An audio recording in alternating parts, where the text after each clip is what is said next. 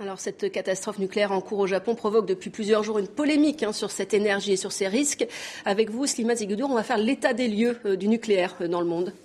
Oui, du nucléaire civil qui est de plus en plus omniprésent dans notre vie, même si cela ne se voit pas ou qu'on y pense seulement quand il y a des accidents. On va voir sur une carte.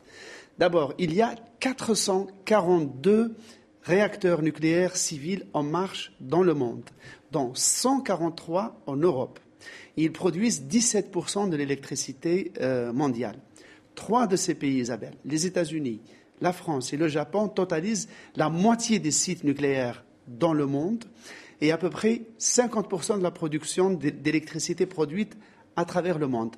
La France se taille la part du lion en ce sens que la France est le pays qui extrait le plus grand pourcentage de son électricité du nucléaire, c'est-à-dire 80% de notre électricité. C'est dire combien ce produit, l'uranium, est devenu quelque chose d'omniprésent dans notre vie. On peut même parler de géopolitique du nucléaire. On va regarder sur une deuxième carte. 6 pays seulement produisent 90% de l'uranium qui est diffusé à travers le monde. On voit sur la carte les mines.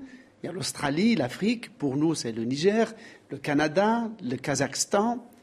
Et tout cela fait qu'il y a un vrai problème auquel on va être confronté, c'est celui de la pénurie d'uranium. On va voir sur une troisième carte les réserves.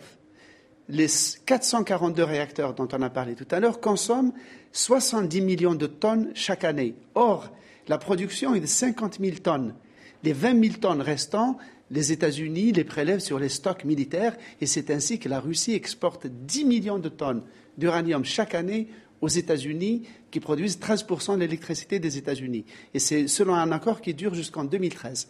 Ce qui se passe, c'est qu'aujourd'hui, l'Australie et l'Arabie saoudite de l'uranium, suivi du Kazakhstan, en Asie centrale, suivi ensuite du Canada.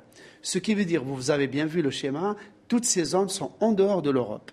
Et l'Europe, qui a donc 143 centrales nucléaires, reste terriblement dépendante, notamment de ces mines en Afrique et en Asie centrale, peut-être au Canada. Ça montre donc cette pénurie, ce risque de pénurie auquel on va être confronté dès 2015 probablement, les problèmes géopolitiques que ça va poser, c'est un deuxième problème du pétrole qui va se poser autrement, sans parler des risques sanitaires comme nous venons de le voir tragiquement au Japon.